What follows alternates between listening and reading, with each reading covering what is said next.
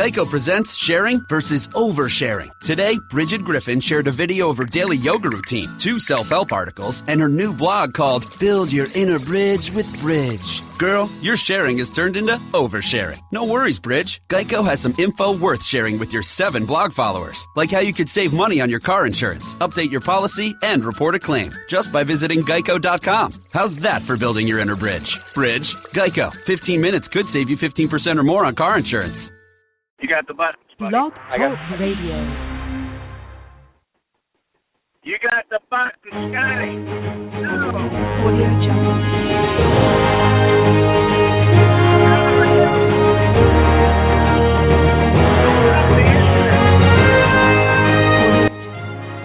What are you gonna do? I pushed the wrong button again, didn't I? It's okay. I was going to sing along. I was going to make up my own words to that song. It's Conover U. It's Rodney Lee Conover. It's Scott Osborne, better known as Scott the Preacher.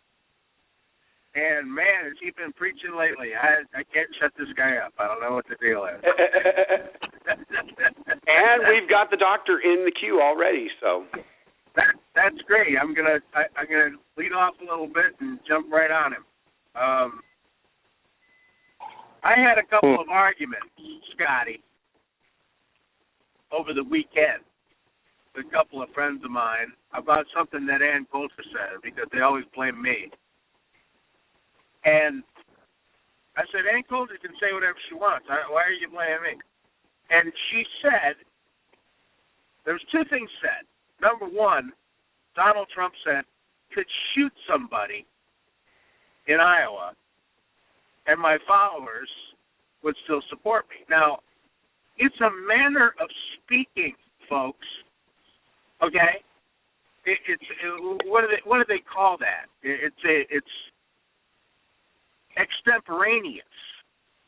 Okay, correct. He doesn't really mean that he could, he would, or he might shoot somebody, and his followers would still support him. This is not true. We live in a world where you can't even speak. You can't speak plainly. You can't speak off the cuff. You can't make a joke, and you can't even say things like, you know what, I'm so popular I could shoot somebody and my followers still support. Obviously, he doesn't mean that literally, and the place goes up for grabs. You know, I don't even know what it is, Scotty. Liberals have this mental condition where they lie in wait like a hyena. They lie in wait for the slightest thing, and then they pounce.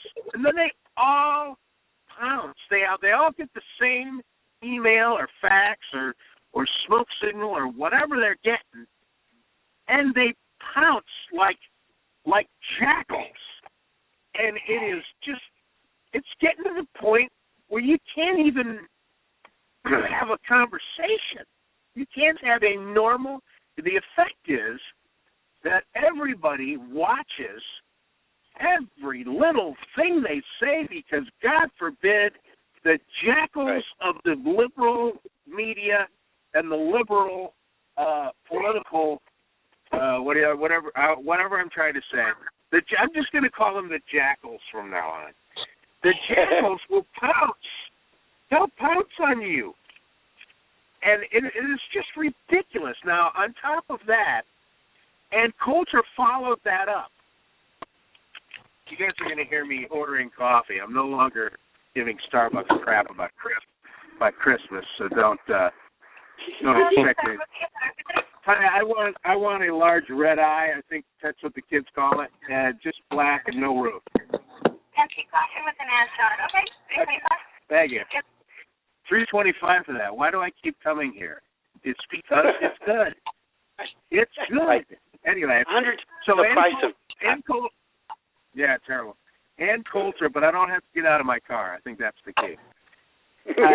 Ann Coulter followed that up because people are asking Ann Coulter constantly. They ask me all the time, why is he supporting Donald Trump's a liberal? You know what? Shut up. think she finally has had enough, and she tweeted out, Donald Trump could perform abortions in the White House, and that would be fine with me as long as he took care of the illegal immigration problem. Now, does she really care if he performs abortions in the White House? First of all, I don't think Donald Trump knows how to perform an abortion, although maybe he should. Secondly, it's a manner of speaking. It was exaggeration to make a point, and here's the point. There are no issues, ladies and germs. There are no issues if you don't take care of the illegal immigration issue, okay? There's nothing else. If you do not stop illegal immigration, the rest of your little precious issues, I don't care what they are, abortion, voting rights, I don't care what they are in this world, they will not exist, they will not matter if you don't 100% stop illegal immigration, because there will be no more United States. That is the point, okay? Scotty, what do you think? Well, you know what, Rodney? I have to agree with you 100%. And I'll tell you, here's the thing. Well, I do disagree with you on one word that you said, that you can't say it. I think that's just it. I think that's why Donald Trump is so popular, because he is proving that you can say it. He is saying these things, and he's walking away stronger and stronger. He has said throughout the entire campaign, this is not his first rodeo. He said things all through the entire campaign that you can't say, and has proved that he can. And at the same time is walking away with better numbers than any establishment candidate has gotten in a long time. But you know what, Ronnie? It is. It's crazy, and I'll tell you why. Because it sounds like something I would say. I use a lot of hyperbole. I use a whole lot of it. And, I could kill somebody, and they'd still be voting for me. I would say that exact same thing. And I'll tell you, he said it, and you don't see anything, but it's still going up in the polls, Rodney. That's because normal people understand how normal people talk, and they're not a bunch of jackals. I would be remiss, Scotty, if I didn't bring in Dr. Mark Bronstein, 25 years in practice in Sherman Oaks. Doctor, how are you? Are you there, my friend? Good. You reminded me of Jackie Gleason, the Jackie Gleason show with the coffee scene. Except that you've taken it to a new level. You actually order the coffee during the show. He'd always be sitting there with his already made cup of coffee, and remember, the cigarette in one hand, the cup of coffee in the other hand.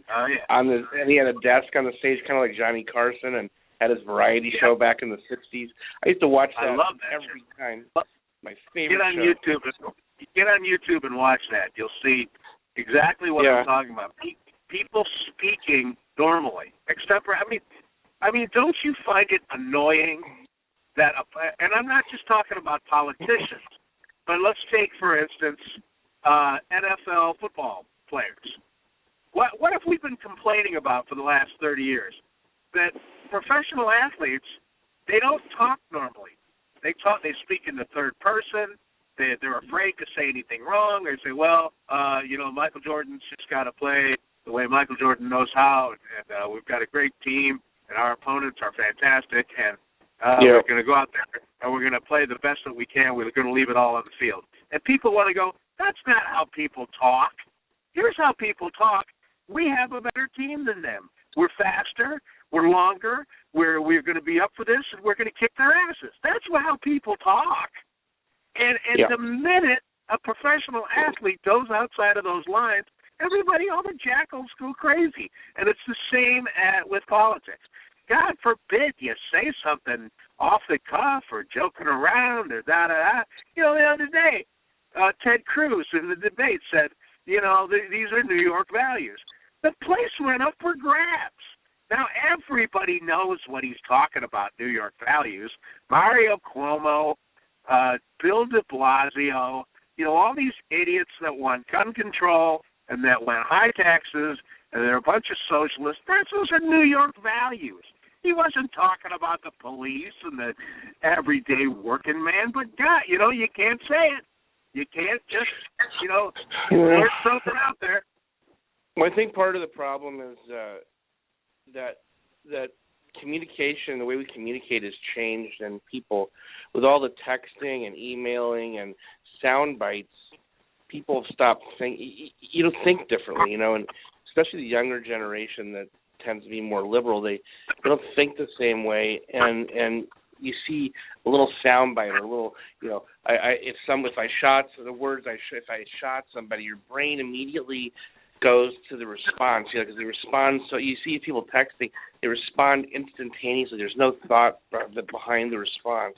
There's no lag time to digest it, and I think that's why everyone's so.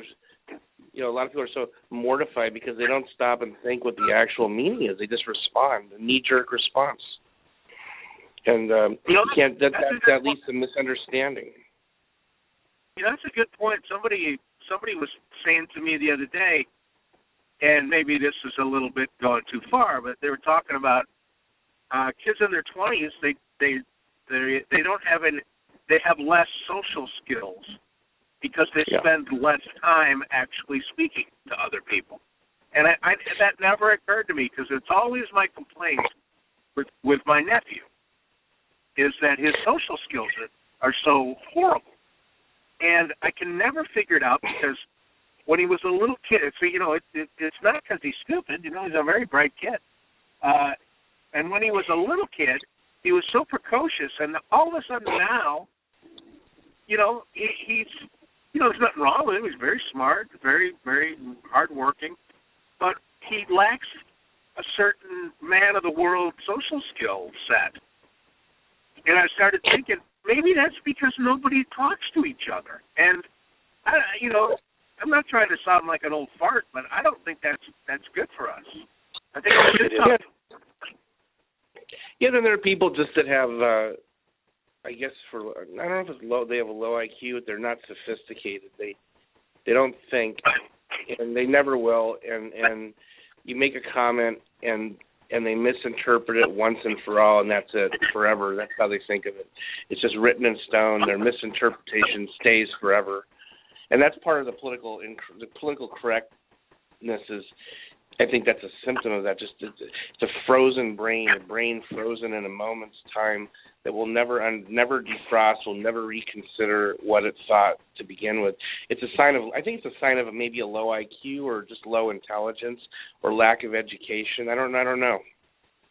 Well, is that because people are dumber?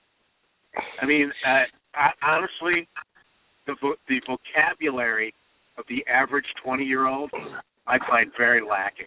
I really do. I find very lacking. Well, dumber, the lack of interest in hearing what you have to say. Lack of paying attention. Maybe I'm boring. They just don't want to hear what I have to say. Well, yeah, we're all boring. All adults are boring, and that's part of it, And what the hell could we know? We're old farts. There's nothing we have to offer, and it's a lack of lack of attentiveness is part of it. I was thinking how the difference when I was a Democrat. I was thinking about this, and my family still is, as I've told. The way people speak is, say you wanted Hillary Clinton to be president, you'd say, I could just picture a conversation going like one person saying, "Oh, don't you just love Hillary?" And the other person says, "I love Hillary.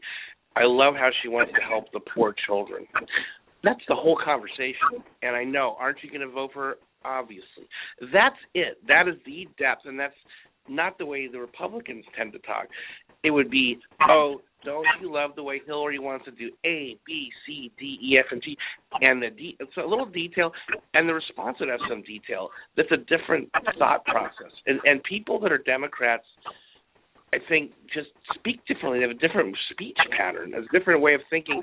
It's emotional. It's all emotional. It's a feeling. It's a wave of feeling through your heart almost. And that's how they speak. And the reason Republicans cannot win over those votes very easily is they don't speak that way.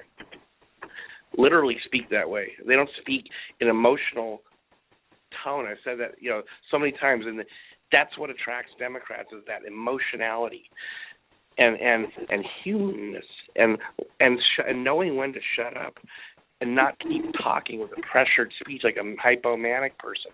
They've got these candidates that are Republicans have to learn to tone it down a little and be friendly. People don't want an angry president. They want someone who's friendly, who smiles, who emotes, who brings back the image of your great grandfather, comforting you. That's who they want. That's well, who it's Democrats interesting want. because the last, the big debate going on with conservatives now, and it has been going on for about 6 months, is, do we want our, in quotes, O-U-R, our candidate, or which do we want worse?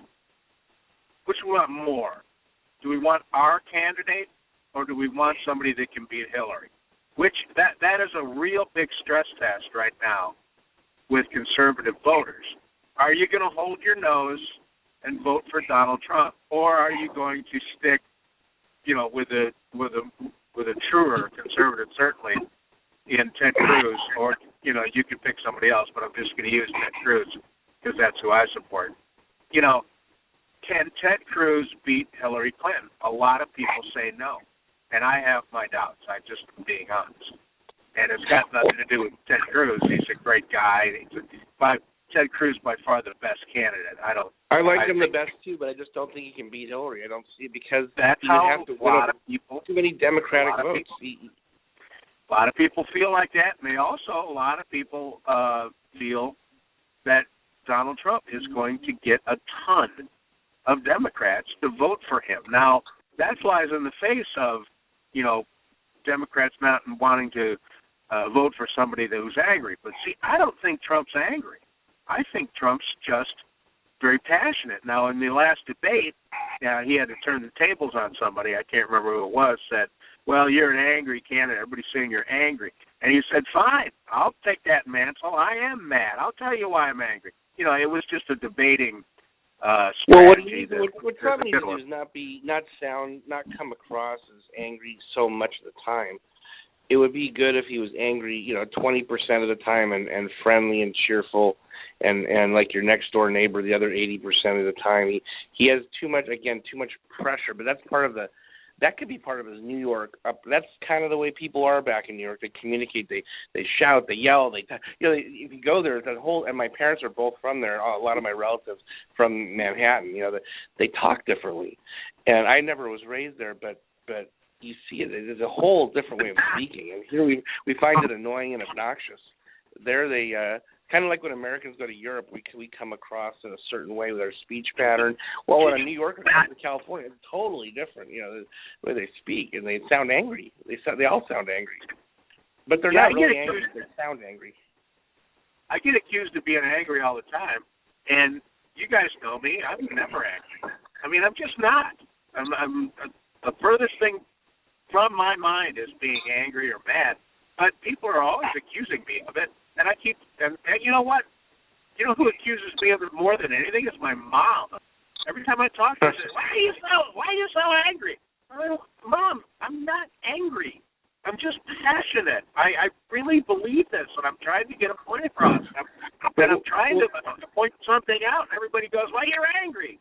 No, I'm not. I probably sound angry right now, but I'm not.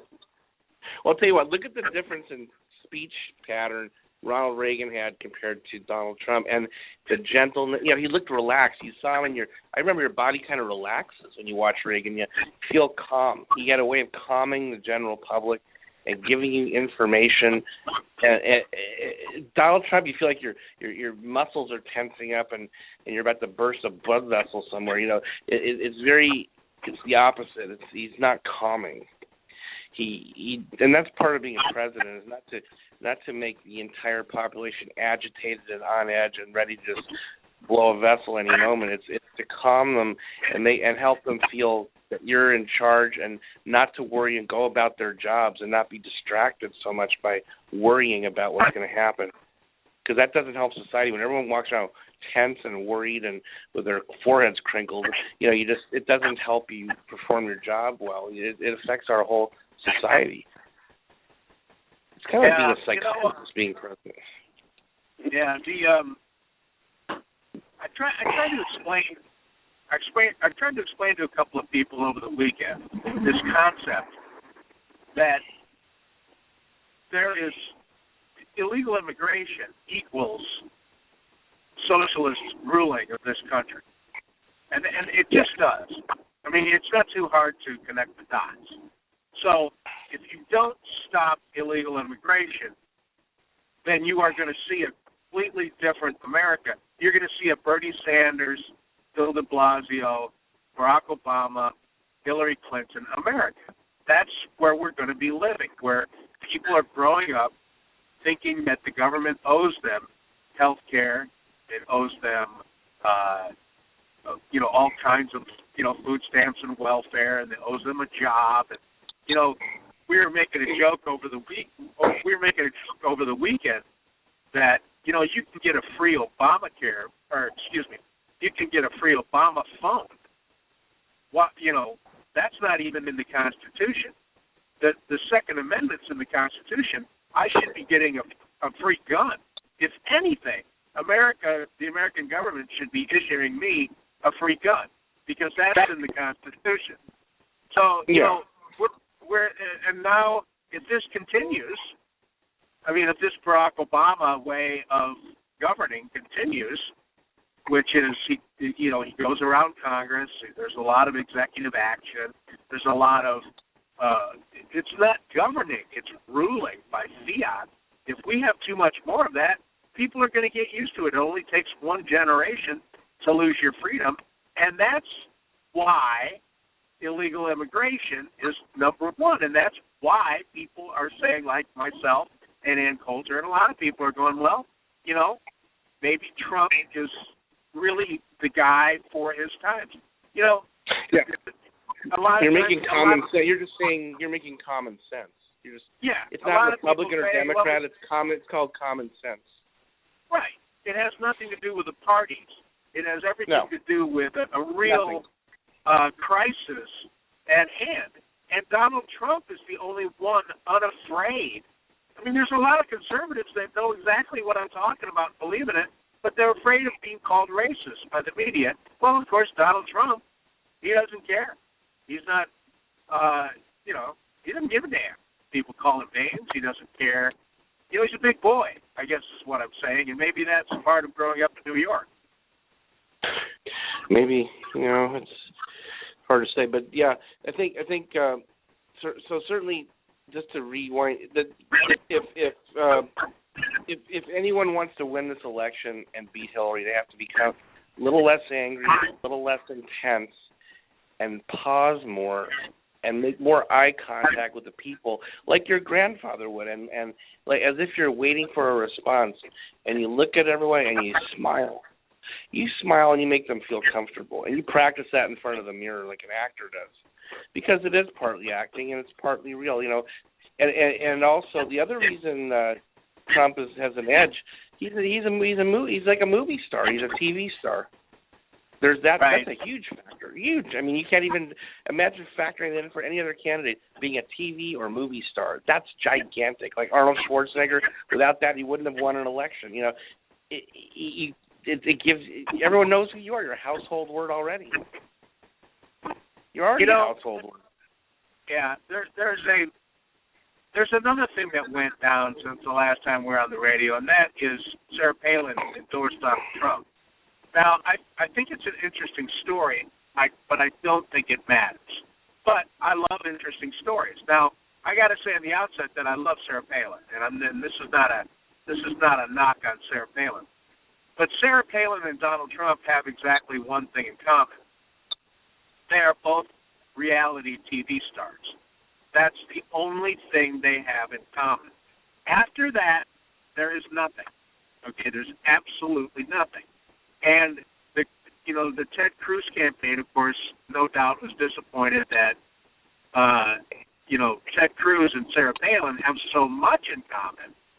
They were both, they were both put where they are because of the so-called Tea Party.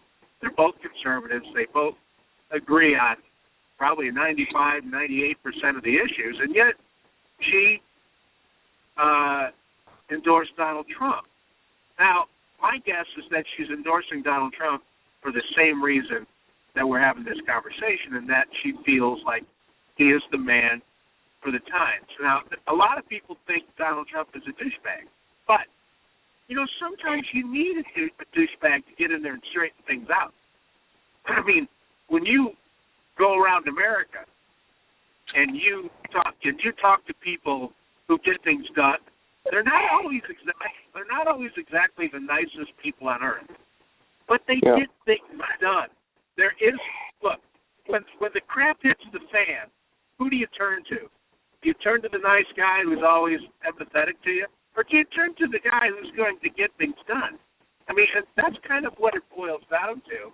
Now, having said that, I don't think these endorsements mean a damn thing, and you'll see that starting today, no one will be talking about this Sarah Palin endorsement. It's good for about a day and a half.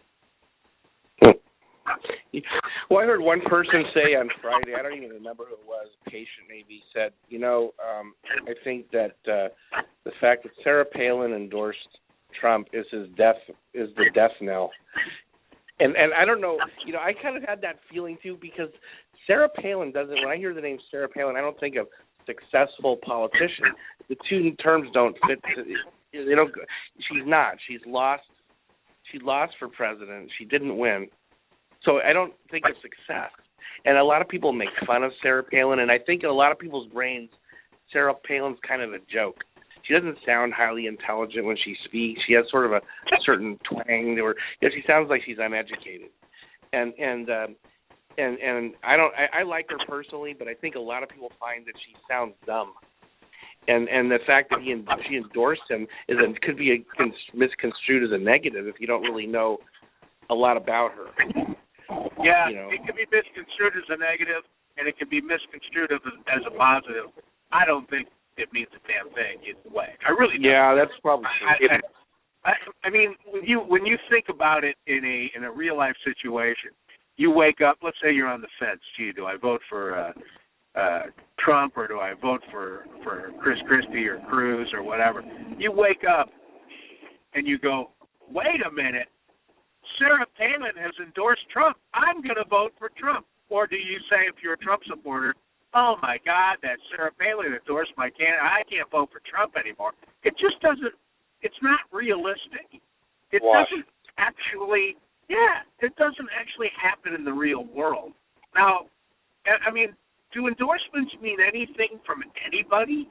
I don't think they do. If Bruce Springsteen wants me to vote for Bernie Sanders, or what happened the other day, Art Garfunkel, my God, of all people, Bernie Sanders, the right to use a song that he wrote called America, and he went on CNN, and he talked about how great Bernie Sanders was. The only thing I could think of was, well, no wonder Paul Simon dropped you. You're a full-blown idiot, Now, I love Art Garfunkel. I happen to think he's one of the greatest musicians of our generation. I just absolutely adore the guy. But, boy, is he an idiot. I mean, did you see that interview on CNN? I wanted to reach through and say, Art, just sing. Just sing. When you open your mouth, singing comes out, and that's it. Please don't let words come out of your mouth unless you're explaining to me what that song's about. I don't want to hear anything. And it's just, I don't know. And everybody's so, can you believe how wonderful this is? Art Garfunkel, blah, blah, blah. Do we really think that's going to get Bernie a little bit? Because, first of all, people under 30 don't know who Art Garfunkel is. That's number one. And isn't it the kids that are voting for Bernie Sanders because they want free stuff? I'd throw in one healthcare little tiny thing here I wanted to mention. I was listening to Hillary Clinton scream in that screeching voice at I guess it was the Democratic debate, about how she would never change the structure of the beginnings of the change of the healthcare system that Obama put in place with Obamacare, and how can we've come so far she can't imagine going backward and starting from scratch again. And that's what she was saying, right? So she's obviously not going to change it. Everyone wants to improve something. She's not going to get rid of it and start something else. And that's what she made very clear. At the same week that she said that, which is this week, I made a decision to no longer accept Blue Shield health insurance for the first time in 30 years, which insures about a third of America. It's a big decision, and it's because of Obamacare. They have two kinds of Blue Shield. There's called commercial and the Accountability Care Act, the Obamacare version. The Obamacare version pays about $30 a visit less than the commercial, which is the kind you get if you're employed by a large company. So a lot of doctors don't take the Obamacare plan anyway from day one. I did. I accepted it, but I can no longer afford to do that.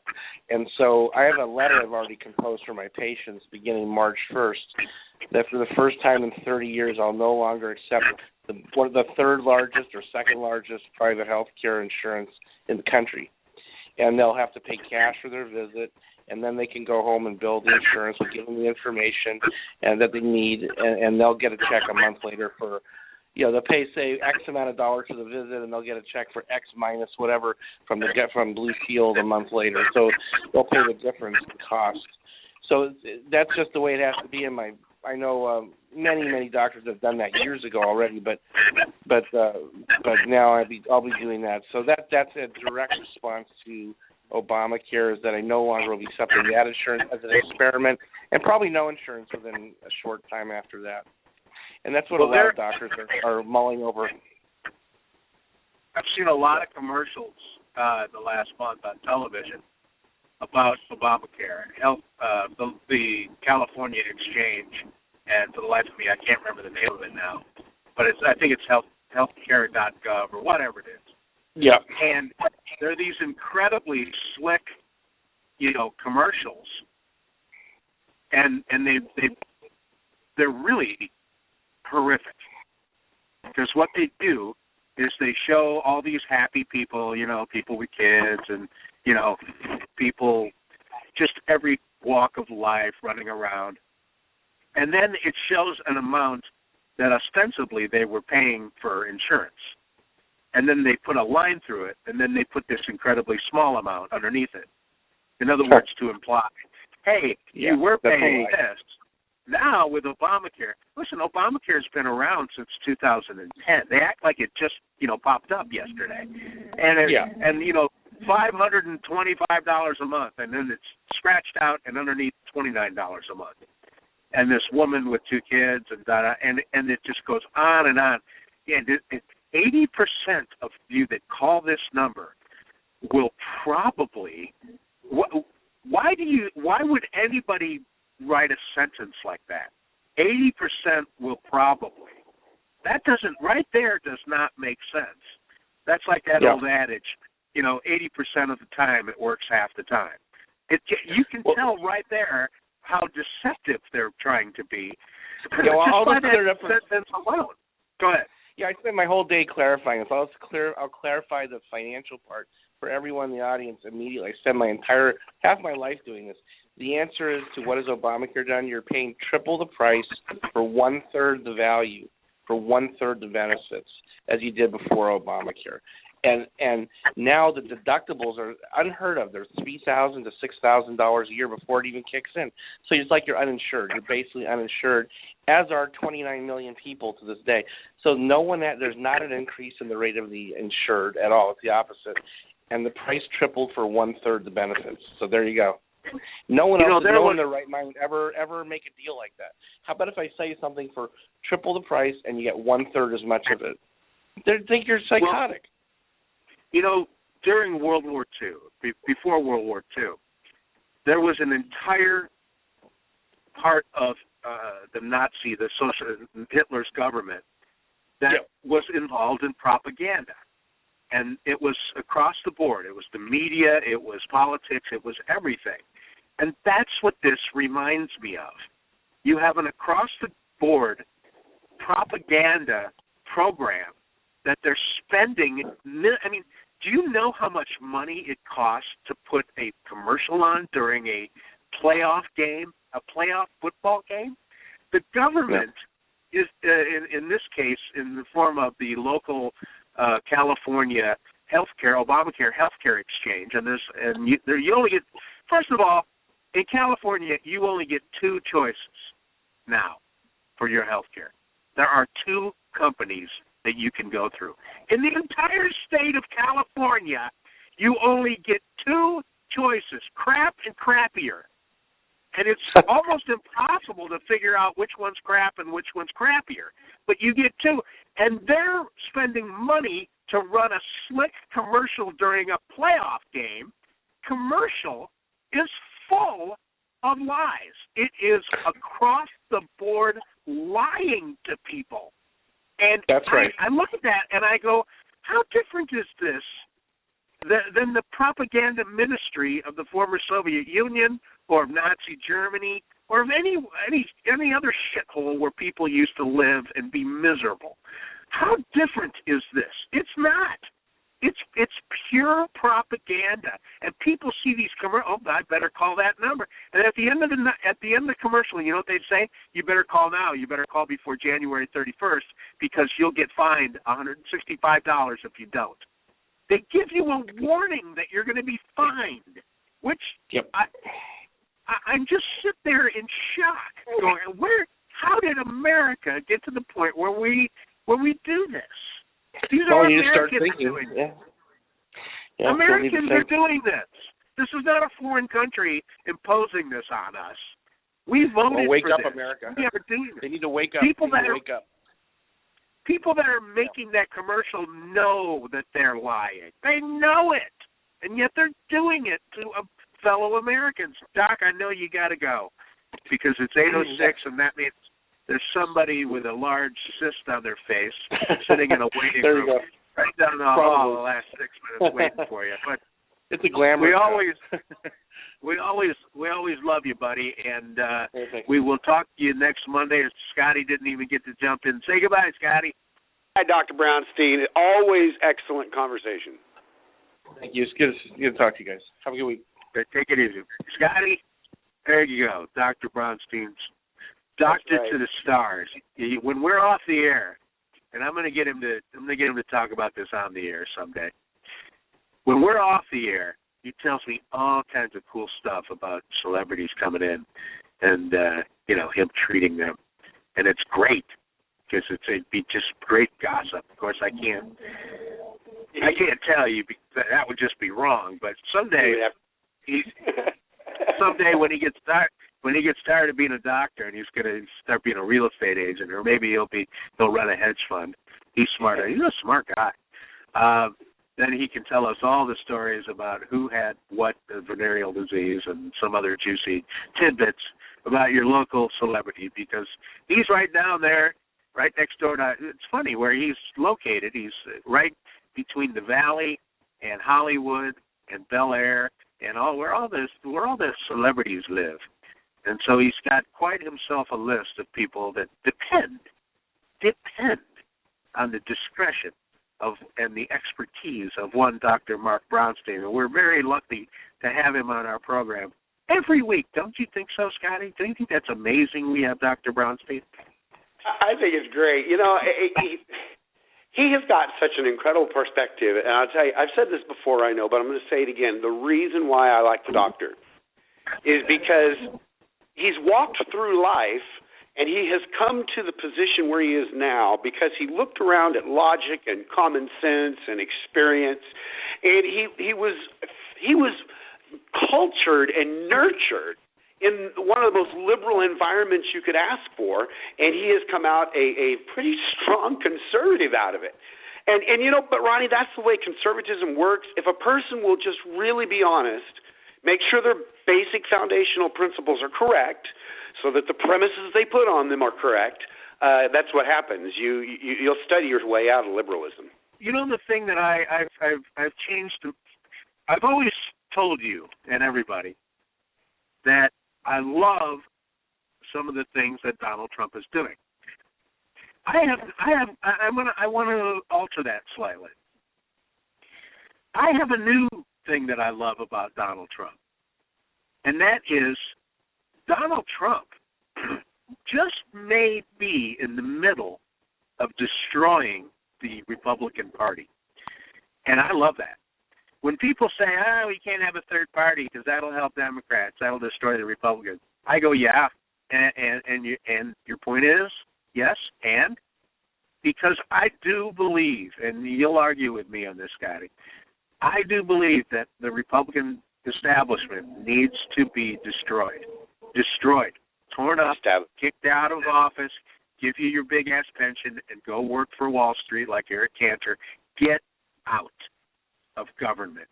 I believe that unless we do that, we do not have a chance, zero chance to get the Maoists, the Marxists in waiting, also known as the Democrat Party, out of American politics. We don't have a chance until we destroy the Republican Party, and I think, honestly, Donald Trump just may be in the middle of doing that. What do you think?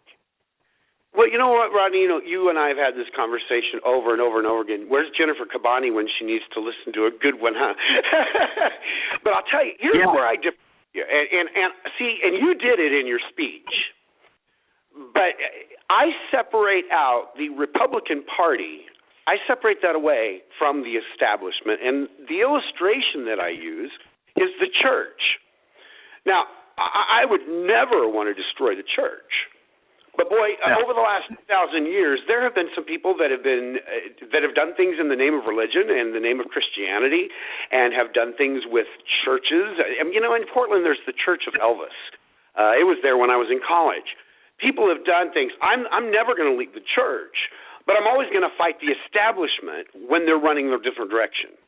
And this really kind of goes together with some things that Dr. Brownstein said. That I thought of some comments on. One other thing about Sarah Palin where she's similar to Trump is she's a fighter. And I really think that during the primary season, it's more important to be more of that angry, fighting the establishment, ready to go. I think that's why Donald Trump's winning. Where I agree with the doctors, I think when you slip into the general election, you have to come across more Reagan-like. You have to come across more friendly. I think it's important in the primary that you have that anger and you let that anger show. And it's because we want to take and beat up the establishment that's got a hold of my GOP. That's my party, and I love that party. Totally separate from the establishment that's gotten in control of it. I love the grand old party. I love the Republican Party. And I want to take away the Republican Party from the establishment, and that's what I think Donald Trump is doing. It comes down to this latest thing that we've been discussing, Rodney, where, I'm going to shoot somebody. One of the things that the left uses in order to enable the John Boehners and the Ryans and the McCains and the Bushes, one of the things that enables them to do that is the left's attack on political correctness. Because that's what pulls them forward on some of these issues towards. That's what makes them want to compromise on some of these issues. Even they're afraid to speak out against something because, they're going to get attacked by the left. They're going to be called a racist, so on and so forth.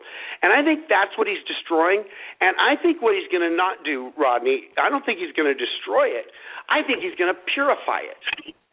And I think he's going to continue. And, man, everybody knows anymore. I want Cruz, president, Donald Trump, vice president. I want Donald Trump on the floor of that Senate being that 101st vote and turning that Senate floor into reality TV, because that's what we need. And I really do, Rodney. I agree with you in thought, but I think what he's doing is I think he's going to purify it. I think he's going to bring to the foremost of the conversation, and the Democrats are doing the same thing. They're having the same conversation, establishment against true liberalism. That's what's going on over there as well. And I'm hoping that 2016 is the year that knocks over political correctness and knocks over the establishment and gives back to we the people again our government, which is the way it's supposed to be. I tell you, I don't know how I don't know how C-SPAN works. I don't know if that's a government entity or if that's a private company that the government hires to broadcast. C-SPAN, for those of you hiding under a rock, is two channels. One is the Senate and one is the House. But they don't always fix the cameras on the chambers of the Senate and the House. Sometimes they go outside and they follow a candidate. Sometimes they do a talk about books. You know, there's other programming on C-SPAN other than just pointing it at who's ever speaking in the well of the Senate. So I'm not sure if that's probably a private company that does that. Can you imagine, Scotty? Can you imagine the salivating the people at C-SPAN at the prospect that Trump would become part of the government? My God, you talk about ratings. I mean, how many people actually watch C-SPAN? About 5 or 6 people total. My guess is their ratings up substantially if they're able to point a camera at Donald Trump 24/7, and I bet they do their best to do that. I bet they're doing it right now. I must confess, I haven't tuned into C-SPAN for a while. I used to watch Brian Lamb. You know Brian Lamb, the guy with the bookshelf? Oh yeah. I love that show. I watch that when I can. But other than that, I don't want to see some idiot talking in the House of Representatives, and they're speaking to nobody. There's nobody in those chairs when they're talking. If they would turn the camera around and show the actual chamber, you would see that they're just giving a speech so they can take. But basically what they do is they make a free commercial for their reelection, is because they take snippets of the speech and they put it into their commercials when they go reelect, or when they go back and talk to their constituents, they say, well, look what I said on the House and the Senate floor to nobody. Anyway, I was thinking about Rodney, picture this. The Senate is pushing a bill forward. And what does it include? Well, it includes this giant study of male cockroaches and their gay mating habits. Now, on a daily basis, Rodney, stuff like that goes through, and we don't even notice it unless someplace like JoeForAmerica.com or another news organization gets a hold of it and runs with it. I see Donald Trump standing up there going, hold the phone. You guys realize this is what's in there. This is what's in there. Why don't you get that out of there? Because the American people don't care about that, and we really can't afford it right now. Ronnie, I think it's a total game changer for what goes on in Washington, D.C. And you know me, I like to look at the big picture. And if you look at the big picture of Donald Trump over the last year and his message, the big message that he's given is this: I'm a negotiator. That's what I do. That's why he could get that wall built with that big, beautiful door. That's why, because he's a negotiator. And I think, man, the vice president, how long has it been, Rodney, since we've had a vice president who really was vice presidential? I'm trying to think here. Hold on. I'm going to get this. The last time we had a vice president who was really vice presidential, I think was probably Walter Mondale, even though I'm at odds with him politically. I thought Walter Mondale. Other than that, I can't. Even like George Bush the Elder was kind of quiet. Of course, he's a CIA guy. You would expect that. The best one was George Bush the Elder's vice president, Dan Quayle, because he would go out and play golf, and I thought that was brilliant. I really did. It was his way of saying, look, I don't do anything anyway, so I'm going to go play golf. I remember his wife said something so funny. What was her name? Dan Quayle's wife? Elizabeth? No, I don't remember. Okay, well, she was great. I really loved Mrs. Quayle. There was one of the Democrat strategists. It was probably James Carville. Or that other guy. Who's the other rotten guy from Chicago? The really rotten guy that went after Herman Cain. Emanuel? Marilyn Quayle. No. By the way. Marilyn Quayle. Anyway, some Democrat went after Dan Quayle. I mean, and the guy's really smart, and he's really a fun guy, but they just he just didn't come off on camera that well, to say the least, and they were able to really go after him. And so they accused him of having an affair. Dan Quayle supposedly had an affair. And it was completely ridiculous. But, of course, you know, the media, Dan Quayle's had an affair. They're trying to do the same thing to George Bush. And they're doing it to Dan Quayle. And they even had like a specific time at a specific hotel, and they had the whole thing engineered. Well, he was playing golf. He had, you know, he didn't need to defend himself, but he eventually did. He said, look, I was playing golf. Here's my tee time. Here's the place I was. Here's the place I was playing golf. And they interviewed Marilyn Quayle. They interviewed Dan's wife, and she said, I'll never forget this. She said, anybody who thinks Dan Quayle likes sex better than golf doesn't know him very well. And that was and buddy, that was the end of that. I mean, there was never another word spoken about Dan Quayle having an affair because she said something so funny that people were just like, well. You remember that? Well, I guess. Oh, my God. That I tell you, I could meet her just so I could tell her, Marilyn or Ms. Quayle, that was truly, truly genius political humor. It's genius because she used humor to offset something that was ridiculous. And you just couldn't, and, you know, the inference being that Dan Quayle spends too much time on the golf course. And it just was brilliant. And I just love that moment. And I love it. And Trump displayed some of that ability in the last debate when they said, you know, you are coming off as angry. Everybody calls you angry. Everybody, you know, and he said, great, I'm angry.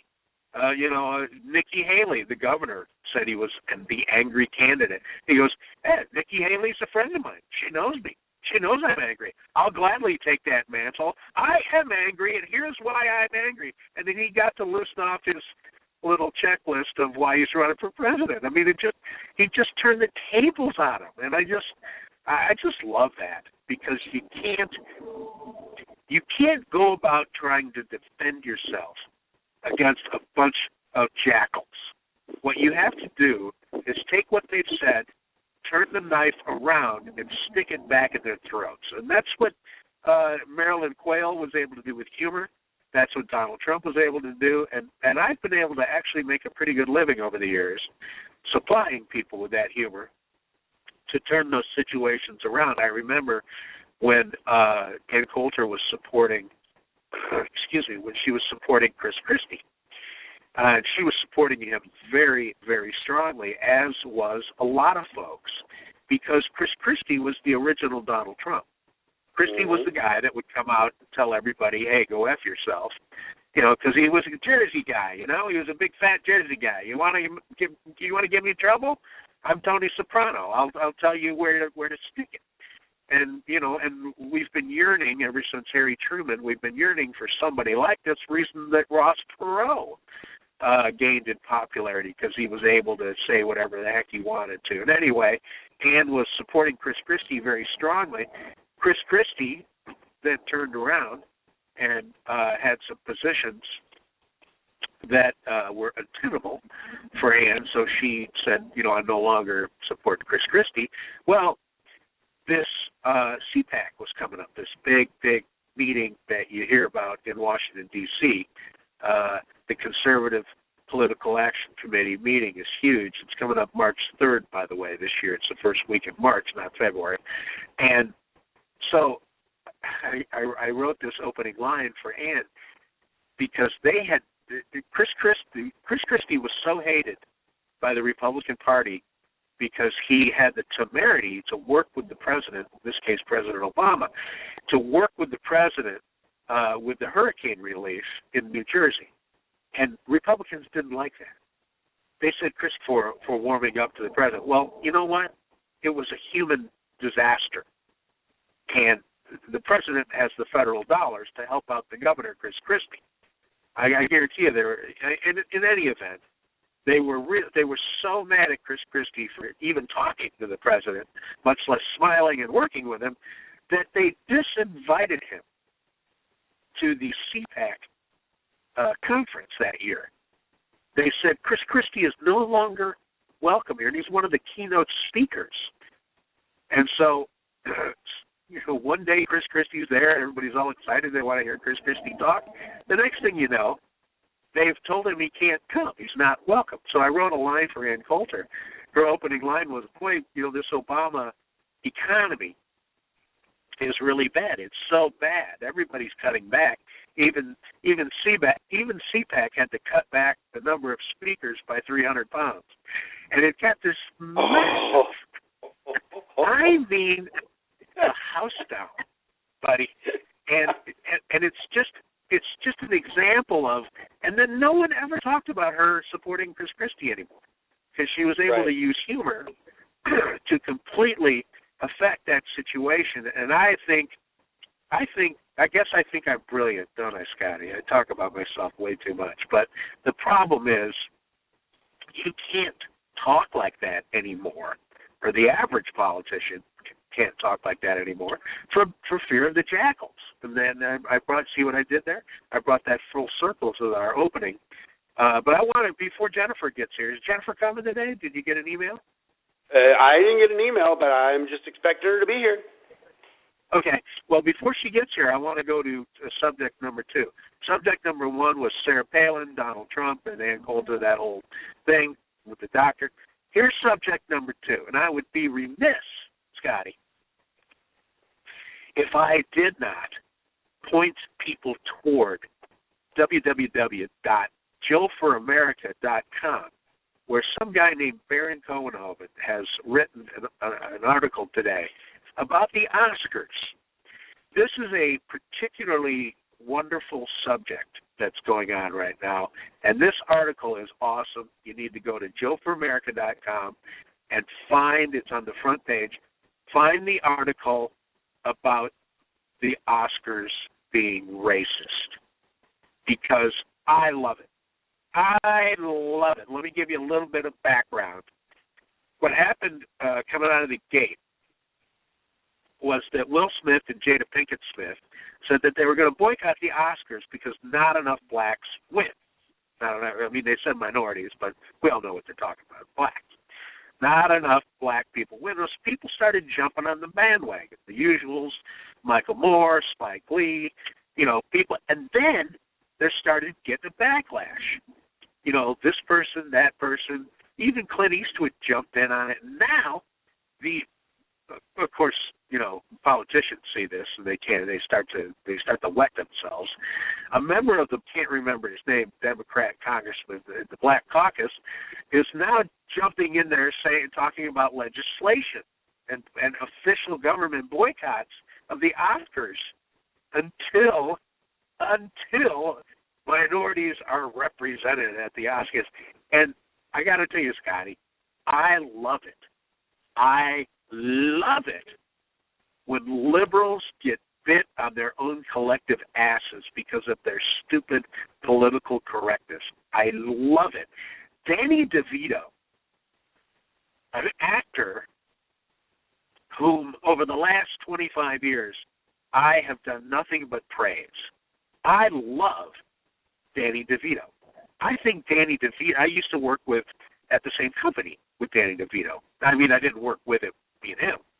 But I used to be, as you know, at Sony Entertainment. I used to be I'm not trying to brag, but I used to be an executive.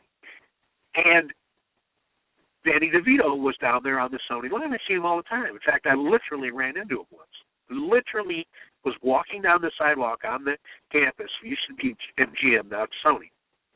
And Danny DeVito was talking to somebody, and he literally ran right into me. And he's so short, he hit me right about the navel.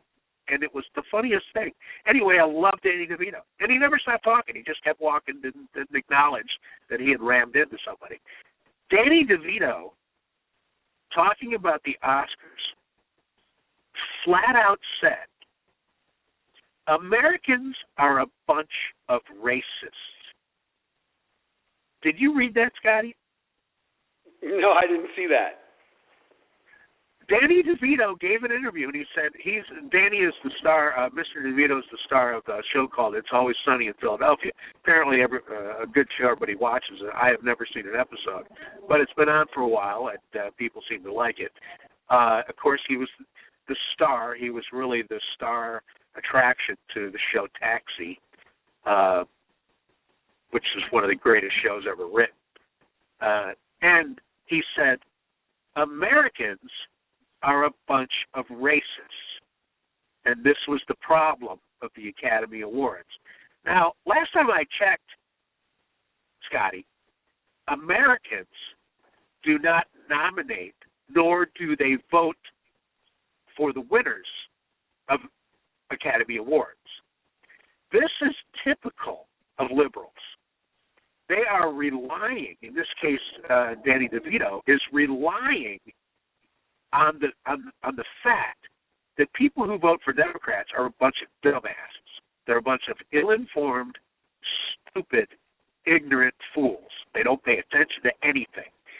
He's relying on the fact that most Democrat voters probably think the American people decide who wins Oscars and who doesn't win Oscars. He had the temerity to say with a straight face that it's no wonder there aren't more minorities nominated and winning Academy Awards. Americans are a bunch of racists.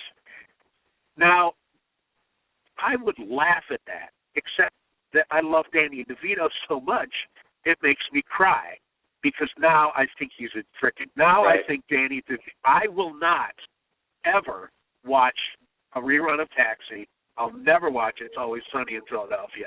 If he's on the Tonight Show, I will not watch it.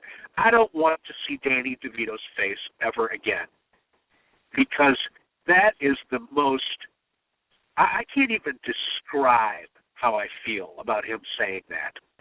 But I can tell you this, the people who vote to nominate actors, screenwriters, producers, directors, producers, whatever, actors and people who vote to nominate them for Academy Awards are members of the Academy. In other words, Hollywood people. That's right. Old Hollywood people. 98% liberal Democrats, about 50% socialists, and about 25% outright communists vote for who gets to be nominated for an Academy Award, and those same people vote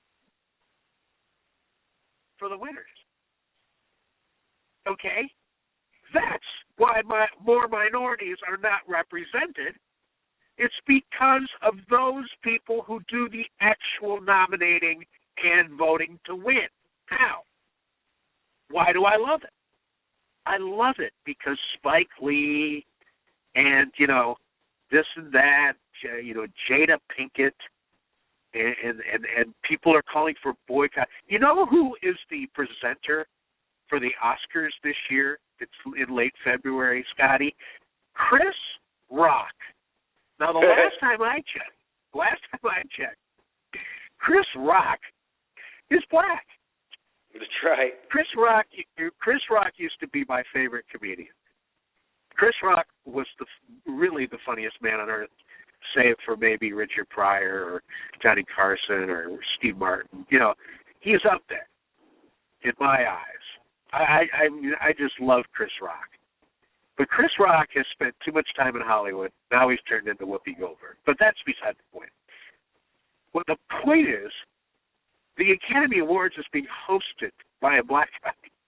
And so now, Chris Rock is in a position where they are telling him to back out. Chance of a lifetime, Scotty. You don't get it. I mean, you cannot name 5 presenters of the Oscars. There's Johnny Carson for many, many years. There's Steve Martin. There's Billy Crystal.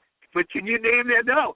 It's a rare honor and opportunity. Chris Rock is supposed to be the presenter, in the year that blacks are supposed to boycott the Academy Awards. I mean, you got to love it. Am I right, Scotty? Well, you know what? It is. It's hilarious. And you know, Rodney, it's another example of where the liberal left is raping the gay community. Because, you know, number one, the black community makes up 15% of the population. So if everything's equal and everybody wants everything equal, you're not going to have half the people going to the Academy Awards, half the people in the movies, half the producers, half whatever. You're not going to have that. It's just not going to happen. And I would say that those people picking the academies, I have a funny feeling not one of them even thought about race while they were picking. Now, they may have been thinking about political agenda as they're picking these movies, but they don't. But what they've done is they've pulled out and they've used the black community again, just like they've used the Indian community with the Redskins issue, just like they've used the gay community with the bathrooms issue, and they are doing irreparable harm to the black community by stirring this all up. There is not one bit of racism involved in this until you get to the other side, to the people that are crying racism. And that is where all the racism is going on. You know, Rodney, I don't know about you, but and I love movies and I love TV series better, but when I pick a show to watch, like I love Bones and I love NCIS, it doesn't matter to me what the color of the people are that are in there. What matters to me is, are they a good, colorful actor? Are they good at what they do? And I think that's probably 99% of America, Rodney.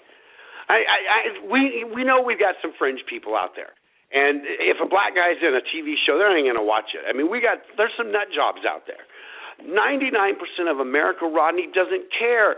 What did America do? They voted for a black man to be the president of the United States. Not only did they vote for a black man, Rodney, they voted for somebody who was totally unqualified, who had no work history. He had absolutely really no, even in government, had no experience, was a first-term senator, didn't even serve 6 full years, barely showed up then. And America voted a very low quality as far as executive experience black man to be the president of the United States. That's not racist.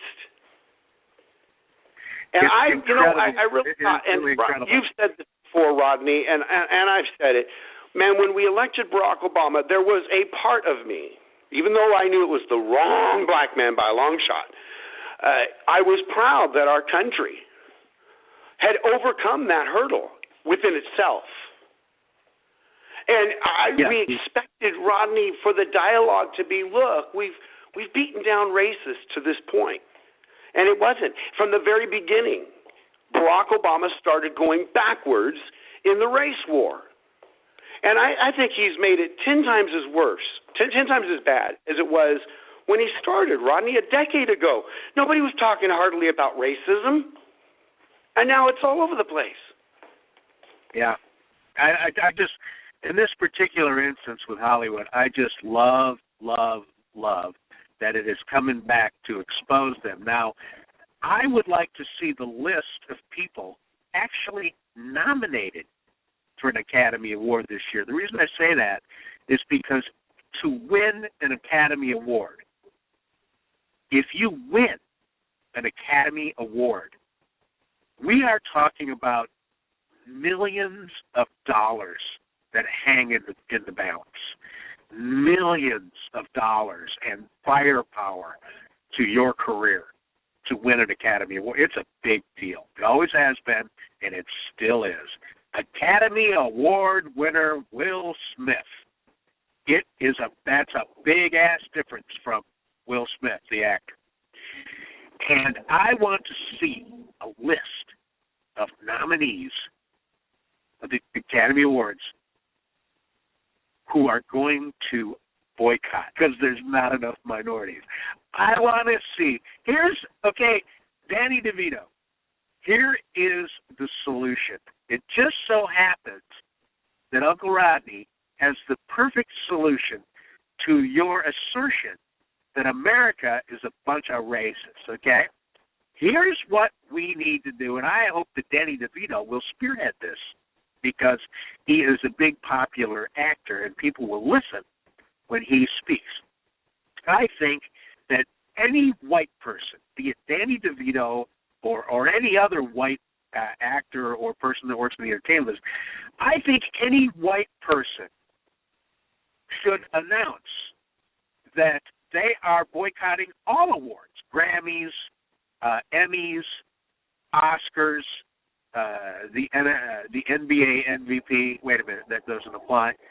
Any award, the Golden Globes, all white people need to stand up and say, if nominated, I will reject the nomination. If I win, I will reject the award. I'm not going to go to the award ceremony, and I will not acknowledge any such nominations or awards until the requisite number of minorities are represented at all of these award ceremonies. Now, if every white person in Hollywood were to do that, then certainly, immediately, there would be a quota filled with minority nominees and, mind you, winners. In other words, you would have to have X amount of winners. That would make it fair. Now, why do I bring up such a preposterous solution to this, Scotty? I will answer my own question because it was rhetorical. The reason I'm saying something so preposterous is because liberals have the same solution when it comes to other industries. If you have a business, you better have X amount of minorities hired, you better have X amount of minorities in certain positions, and you better have X amount of minorities as CEOs of, in these different industries, in business and just anything else you can think of except the NBA where it doesn't apply. That is the liberal solution to Danny DeVito's claim that America is a bunch of racists. That's their solution. And I am turning it back on you, Hollywood. I am saying take your own solution. Stop all of these award shows. Stop the nominations. Stop the money from flowing. Stop it until minorities are accurately and fairly represented. What are the odds of that happening, Scotty? Insanely odds. It ain't going to happen because let me tell you a little bit something about Hollywood. It is the most bigoted, sexist, greedy, and crony-filled industry there is. And you want to talk about health care? Only people that make $25,000, let's take SAG, let's take the Screen Actors Guild, which are the Teamsters. You have to make $25,000, maybe they bumped it up to $40,000 a year in order to even qualify for Screen Actors Guild health benefits. Did you know that? And did you also know that 85 to 90% of people in the Screen Actors Guild make less than that? So the people in the Screen Actors Guild that can most afford health care get free health care. And the people that least can afford it don't even qualify. And as you know, the Teamsters have an exemption from Obamacare. Hey, did you know that the Screen Actors Guild is the AFL-CIO? They are Teamsters. And they have an exemption from Obamacare, so they don't have to play by the rules that the rest of us play by. Now, if you had a company, say IBM, that had a policy that said, you know what, if you're a middle manager and you make more than $25,000, $40,000 a year, you get free health care. But anybody under that, you don't even qualify. Can you imagine, Scotty, with the uproar and the boycotts for IBM products, what that would be? And yet, that's what goes on in the entertainment business. It is just unbelievable, the hypocrisy that runs through the liberal mind. And here's another thing. Where are the minority heads of studios? Do you know of any, Scotty? Can you name me 3 or 4 studio heads that are minorities? Can't you? You want to know why you can't? Because there are none. And Lucy and Ricky. There is only a few executive. They make so-called black movies. For the black audience, and they show them in black areas, and it's just pathetic. I mean, you want to talk about segregation? Look no further than Hollywood. That is there's basically three black actors: Samuel L. Jackson, there's Morgan Freeman, and there's the other guy that was in The Matrix. Name me another one. Well, there's Will Smith. Yeah, okay, there's Will Smith, and then there's Denzel Washington, who, by the way, got the Lifetime Achievement Award at the Golden Globes. But that's not enough. That's not enough. I wonder if Denzel is going to support the Spike Lee boycott. And here's another thing, Spike Lee. Hey, buddy, why don't you make a good movie and win an Academy Award? How about that? When was the last time Spike Lee made a good movie? It was called Do the Right Thing. It was 100 years ago. Since then, he's made 150 movies. They all suck. I'll tell you another story. There was a producer, a prolific, respected, fantastic producer. And of course, I can't remember his name. But I interviewed him when I had the show at Sirius XM. He's a famous producer. He was getting set to produce the story of Malcolm X. This is some years ago. And they had the script, and they're all ready to go. They're pre-production. Spike Lee threw a fit. Spike Lee jumped up and down, stamped his feet, and said it's bullshit that a white guy would have the temerity to direct or produce the story of Malcolm. It has to be told. That movie has to be told by a black. And he made so much trouble. And Jesse Jackson, Al Sharpton, and everybody, the usual suspects. It was such a pain in the ass. Finally, the director said, you know what, screw it. Let Spike Lee do it. I don't have time for this. So Spike Lee directed the film. I think it was called X. Everybody thought it was 10, but it was actually just the letter X. And it sucked. It was terrible. A story about Malcolm X that could have been wonderful was terrible. Because Spike Lee. Lee's a freaking idiot. You know what the best thing Spike Lee's ever done? Shoe commercials. I think they're terribly entertaining. But no one has profited from skin color more than Spike Lee. So he has got some kahunas jumping up and down and saying, well, we should boycott the Oscars. Okay, boycott the Oscars. Him and Michael Moore. Now that they have their Oscars, I guess it's okay to boycott the Oscars, right? And let's get everybody to give up the millions of dollars that come along with Academy Awards. Am I right, Scotty? Where's Jennifer? I'm going insane. Well, and it really is. And Jennifer's not here with us yet. Expect to be popping in any second now. But, the hypocrisy, Rodney, is what really, really gets me. It's the hypocrisy. Because I would be willing to say that the bigger factor in this would be greed and big money and big business involved in Hollywood. Now, that's the demon. That's the demon of the left. But instead of attacking where that big problem is, you don't find all those demons as they'd like to come in the big free market system.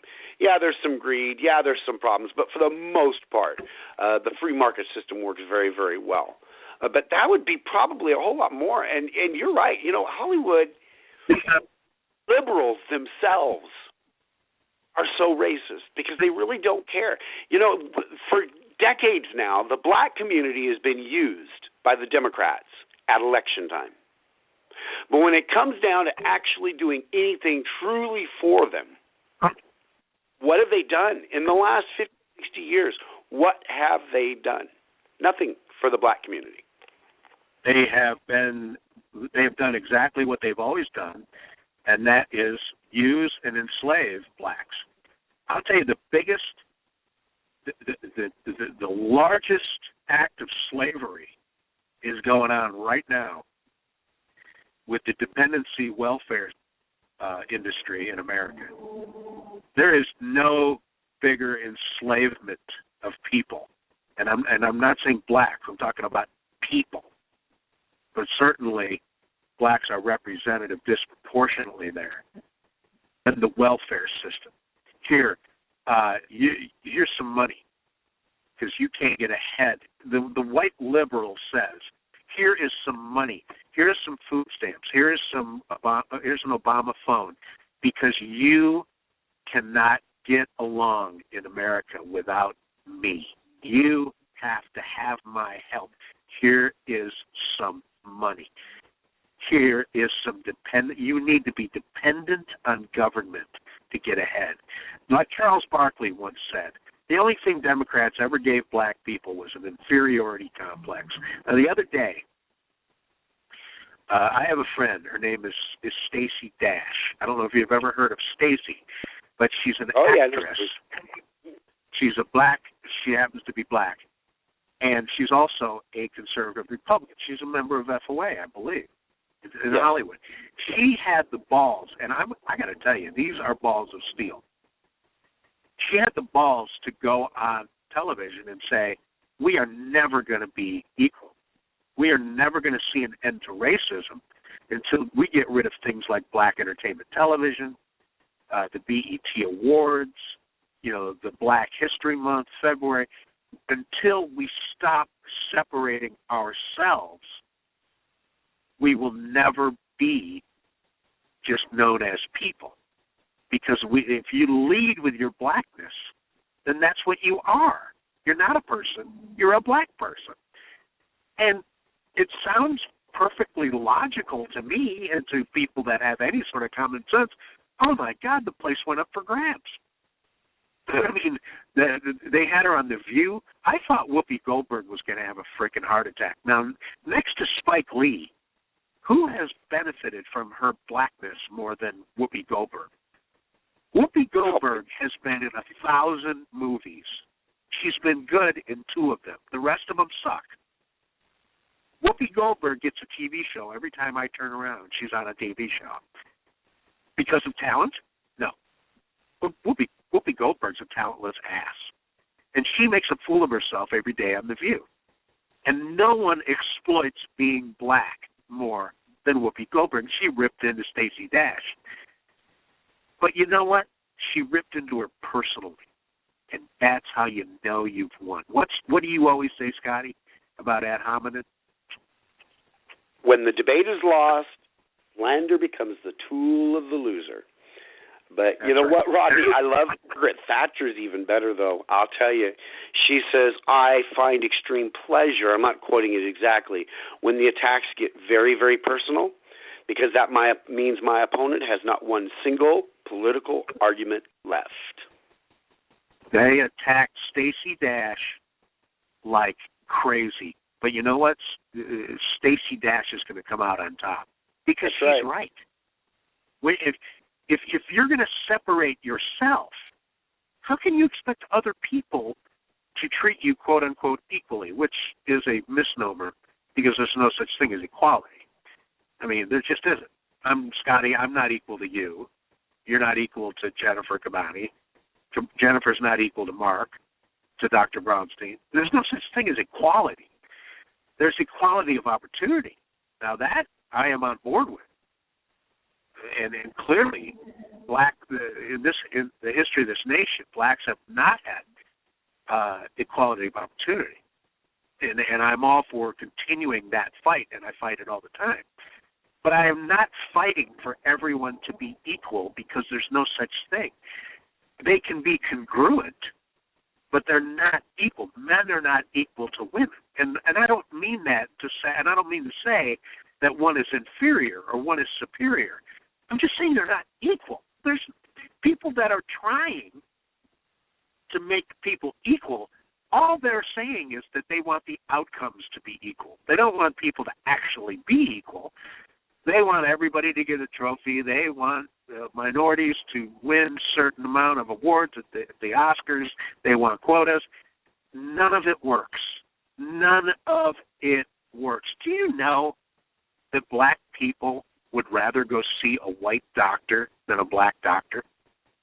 The vast majority of black people, when something's really bad, they want to see a white doctor. Why? Because they're not stupid. They know that there is X amount of blacks that get into medical school because of the color of their skin. Right. Know that is not the case with white people. In fact, it's harder for a white person to get into medical school than it is for a black person. A white person has to be extra smart, extra good. You're just hurting your own cause when you separate yourself. When you say, look, I want blacks to be equal to whites, and then you go, wait a minute, I want my own history month. It doesn't work. Pick a lane, okay? Pick a lane and go with it. That's all Stacey Dash was saying. And I'll say it, I don't give a damn.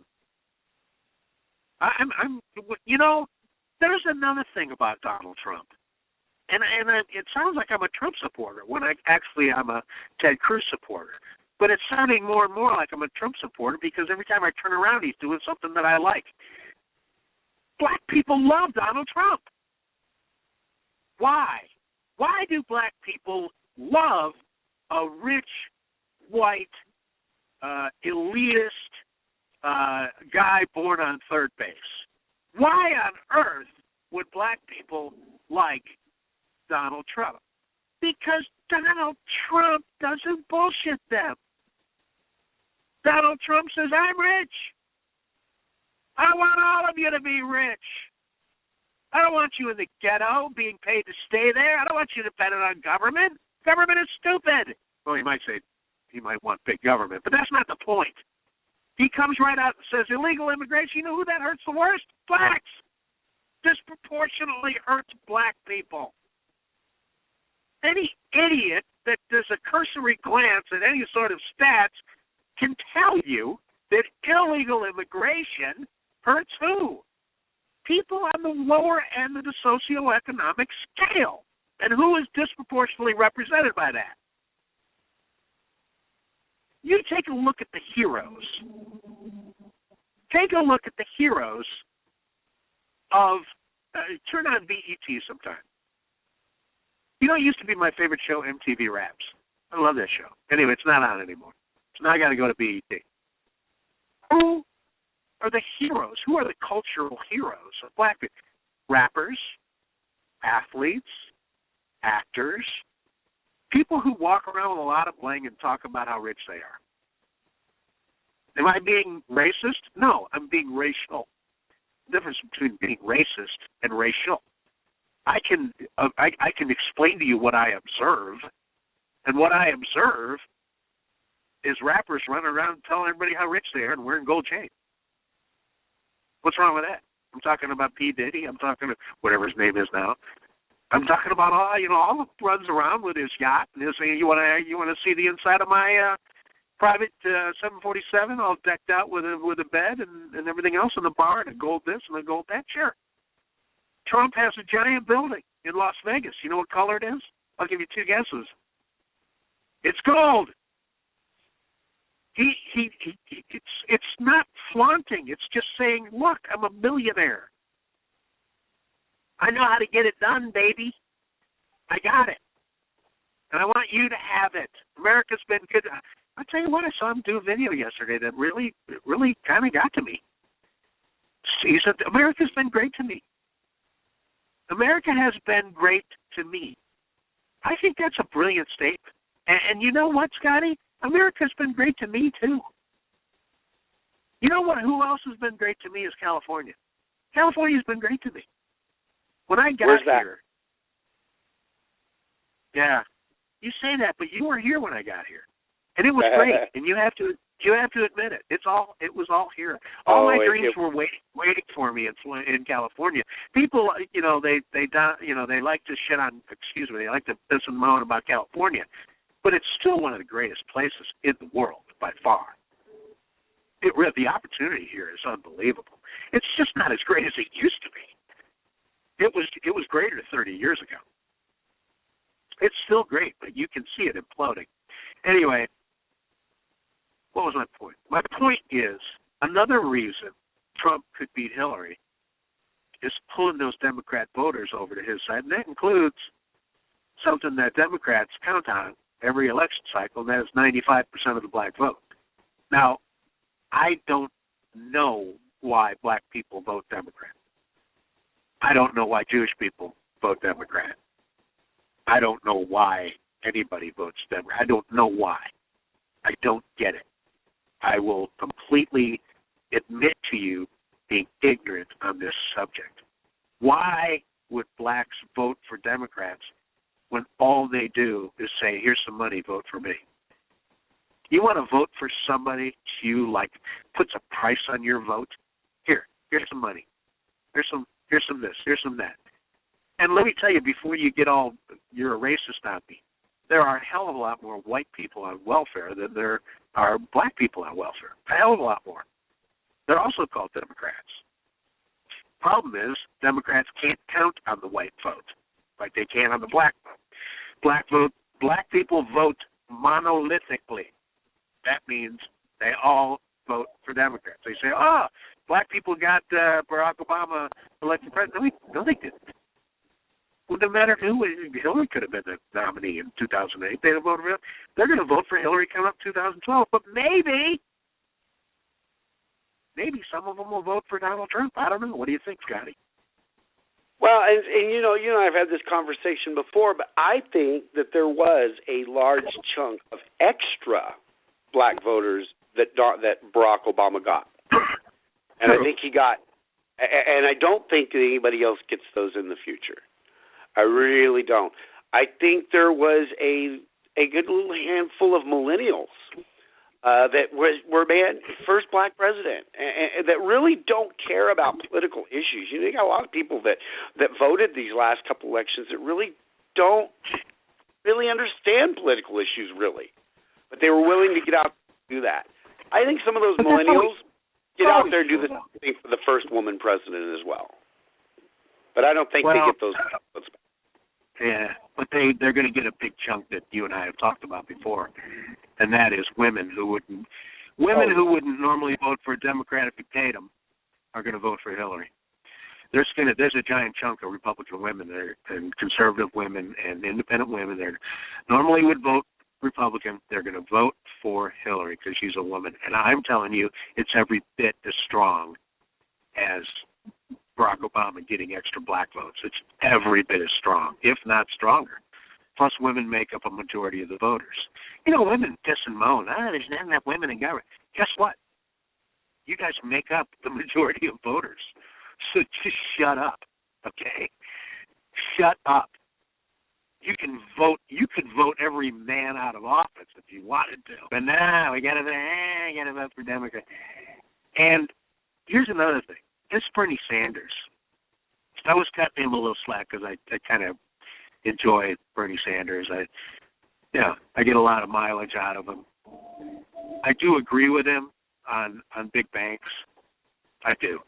I do agree with him on how the banks have raped the middle class over the last 20 years. That's because politicians have allowed them to, but it still is they don't seem to have a moral compass. Other than that, Bernie Sanders is borderline. He is really borderline. And now it's coming out that Bernie Sanders not only supported, not only attended. I'm not talking about guilt by association. I'm talking about belonging to organizations that are flat out communist.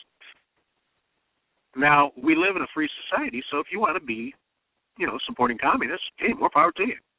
Go support communists. But it is coming out, and Bernie Sanders was originally denying some of this stuff, of course. But he's not just a socialist. Bernie Sanders is communist. And if you do a little studying, you do a little research, you can see where Bernie Sanders has been a communist for a long, long time. I don't think he knows what a black person looks like. I think the first time Bernie Sanders saw a black person was when he decided to run for president. And I think it shocked him. Because if you go up to Vermont, it's not just the snow that's all white.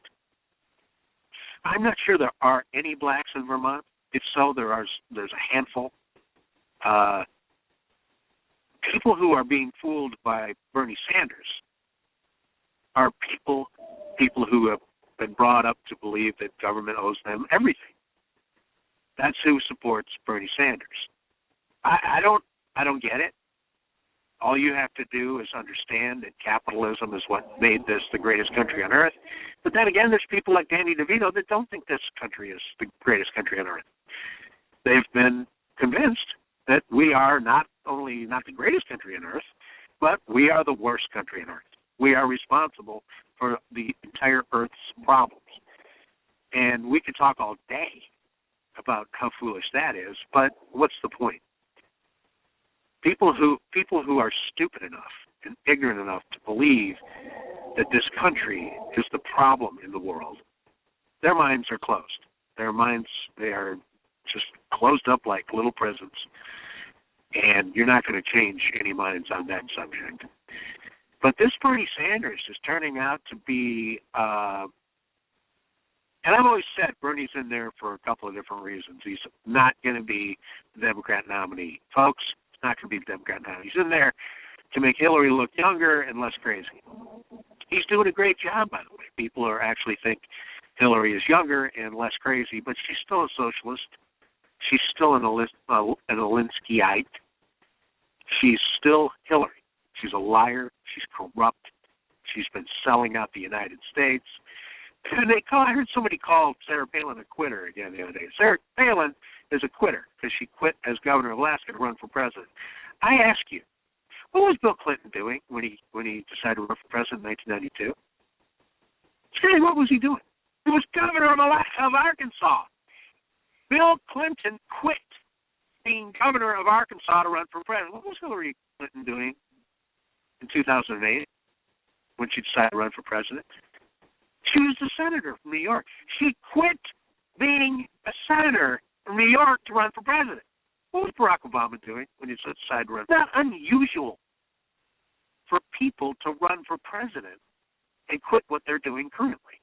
And yet, Sarah Palin is the only one I hear being a quitter, not Bill Clinton. I have never once heard anyone say, well, wait a minute, Bill Clinton was governor of Arkansas and he quit to run for president. I have never heard anybody say that. And yet it's true. Have you ever heard anybody, Scotty, answer me, I'm not rhetorical anymore.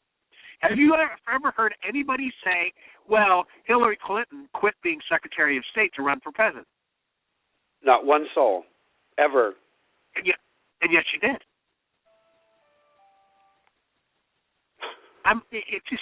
It's not upsetting so much as it's just frustrating because it's like, you've got a stupid electorate now. You've got 50% of the people who are just voting out of stupidity. They're not voting in their own best interest. That really is our problem, and we do, and we use this illustration a lot over on American Sovereignty on Tuesday nights. But, you know, when I lived out there in California, Rodney, I looked across the street and saw the cows in the field and the river. It was beautiful. But here in Texas, I look across the street and I see houses. And there's probably about 100 houses in my little neighborhood here. And if you and I sat down with the people in those homes, I think about 80% of them would agree with you and I if we had a discussion about some basic principles, foundational principles. I think we would all agree. I think we'd all agree that the federal government has a real hard time micromanaging some of these things, and they should belong at the state level. But if you talk to those same 100 people and you ask them what Benghazi was, they would have no clue. They don't pay attention to current events. They really don't even really fully understand a lot of issues. On some big-ticket items like the Second Amendment or abortion, they might have a position one way or the other, but they just aren't really paying attention. So what they don't see is the damage and the direction that you and I see this country going in. But I do think, and I think we're in a pendulum swing the other direction. And, you know, Rodney, your line from when you ran from Congress that I have used probably more than anything is the people getting the letters home that say you're all of a sudden you're not really happy with that health insurance you thought you were happy with. And I really think that going into 2016, we're in a really good position in momentum of the pendulum going back the other direction. I think black people are really feeling the fact that things are pretty rough still in the economy for them. I think parents all over the place are not really happy with what's going on in the schools. I think people are not happy with Obamacare. And I think all of these things are a contributing factor to pull us back the other direction. The left has been, and I said when Barack Obama was elected, he'd either be a Bill Clinton or he'd just run off the cliff. And he's ran off the cliff. But you can only pull that pendulum so far before it starts swinging back. And I think we're going to benefit from that momentum. I think that plus Donald Trump has stirred up. Man, he stirred up something. And I think we beat down the establishment this year. And what have we said in every election cycle? If we just wouldn't get stuck with that establishment candidate, we could win. Well, it looks like we're not going to get stuck with an establishment candidate this time. And I'm confident we can win. I'm fully confident we've got a little bit more time. I still think, Rodney, that as we go forward, more and more of our young people going through our public school systems, more and more people becoming ignorant, more and more people becoming me, and that entitlement mentality. I think we're headed towards socialism. But I think we've got to pull back right now. And I think we might, for another generation, hold it Ronald Reagan did. Yeah. I don't want to go through what Canada went through. Canada, a lot more quickly, deteriorated into socialism. In fact, they had very recent. This is not a long time ago. This is recent history. Canada elected a socialist government, not just the head of the government. The majority of the government was socialist, and they were able to turn the country completely socialist. Well, as per Margaret Thatcher's philosophy, they quickly ran out of other people's money. Right. The socialist government in Canada imploded. They didn't just get beat in an election. They imploded. They folded up their tent. They said this is not sustainable. We understand it, and they left. Canada is actually moving back toward a market-based system. Even their vaunted healthcare system. The healthcare system that all Americans race to when there's something wrong. That one. The one where you wait 6 months for an MRI when after 6 months it's not really relevant to get an MRI. You kind of need one right when something happens. Even their healthcare system is experimenting with market-based principles. Canada is heading back toward capitalism. Why? Pretty simple. They figured out that socialism doesn't work. Now, you're right, America is becoming more and more socialist. But I think I hope we can turn it around quicker than Canada did, because you cannot. You can be socialist with a Canada, because the rest of the world doesn't depend on Canada for anything. I mean, literally nothing. And anything Canada's got, it's available elsewhere. The U.S., however, has something to offer, which is we come to the rescue when needed. Now, I'm not saying America's perfect, and certainly our foreign policy is not perfect, especially now. But if the crap hit the fan, who would straighten it out? Who would be there to stop whomever, the Hitlers, the Benitos, the Tojos? Who would be there to stop them? Canada? Right. Well, they help. They help us. Canada's our friend. And Canada's a terrible place, by the way. People are always saying how great Canada sucks. I'll say that right now. Anybody who has any sort of success or ambition that's Canadian, they'll be here. They'll be here soon enough. They'll figure out a way. It doesn't suck as much as Mexico, but it sucks. Well, Ronnie, the same thing goes for Sweden. And Bernie Sanders, got caught last week praising Sweden and their socialist policies, but he fails to mention they've been running from them. And much of Europe that has gone down this European socialism, They've run out of other people's money. The people don't like being controlled. You know, it is illegal in Great Britain, Rodney, to play the song "I'm Being Swallowed by a Boa Constrictor," because you can't. Is that a thing? It was that way when I was in Grenada running guns, Rodney. Actually, because I found out about that in Grenada. I had a friend from the UK that I worked with down there who told me all kinds of horror stories and why he loved being in the States and how European socialism has destroyed much of their freedom there. And they're all coming back this way. They're going more conservative. They've been there. And that kind of gives me hope, Rodney. I think we turn around before we get as far as they do this time. I think we continue down this road towards, and history bears this out, that governments get more and more controlling, and you end up back in slavery. You end up back in the same position that we were in when those pilgrims came for 6 weeks in a rickety old boat over to this great American experience. I think you can constantly just kind of slowly but surely work back towards that. But I think this time, I think we have one more chance, Rodney. I really do. I think we've got one more chance to get it across to the American people. Some of these basic principles that make this country great. I think Donald Trump and Ted Cruz can do this. It's the bully pulpit. It's the message they get out. It's the ability to quit letting people in the establishment control everything so crooked as John Boehner did. I think when you destroy all that, I think you have some Reagan years ahead of us. I really, really, I hope and pray we do.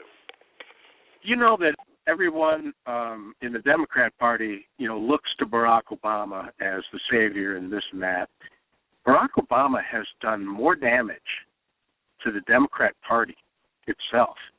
Oh yeah. Than Ronald Reagan did. I mean, Barack Obama has destroyed, to a great degree, the Democrat Party. Now, Harry Reid helped him, and Nancy Pelosi was there to ride her broom around. But Barack Obama, think about this. Think about office in 2008. There was a majority of Democrats in Congress, both the House of Representatives and the Senate, was a majority Democrat. The majority of governors in the United States were Democrats. The majority of state legislatures were Democrats when Barack Obama took office. Right now, as we speak, it's the exact opposite. Republicans have majorities and gaining, big majorities and gaining in the House of Representatives, almost bulletproof. Republicans have a majority in the Senate. They've got the majority of governors, state legislatures. I mean, Barack Obama has done terrible things to the Democrat Party, and he doesn't care. I mean, is he? Who's he supporting for president? For next in line for president? I mean, where is Joe Biden? Why, after 8 years of being vice president, why isn't Joe Biden running for president? What's going on here? I mean, if Hillary gets beat, okay? If Hillary gets beat, we better have a conservative presidency. We better. Because the last time the Republican establishment had the White House, the Senate, and the House of Representatives, it was an unmitigated disaster, not just economically, but foreign policy. We went to war. There may have been good intentions for those two wars, but those two wars are still going on, folks. And Uncle Rodney does not approve of sending young men and women to get their balls blown off, metaphorically, and sometimes literally. I'm not down with that. What I'm down with is if you feel you need to go to war, go and win it and get the hell out of there. And that's what happened last time we had an establishment government where all three branches were Republican. And I'm telling you right now, Scotty, I've said this and I'll say this until I die, which may be soon. But if the Republican president gets into that White House in 2016, And they do not stop illegal immigration, and they do not stop and repeal completely Obamacare. That's it. I'm done. I am third party, and that is the end of that situation. You know who they are attacking now? You know who the Republican establishment is attacking, Scotty? Mark Levin. They are at Levin because Mark Levin's fiance's son has a job with the Cruz campaign. Now, Mark Levin can't tell his future son-in-law where to work. Even if he could, it wouldn't be right. And they're saying that Mark Levin is a sellout because his fiance's son works with the Cruz campaign.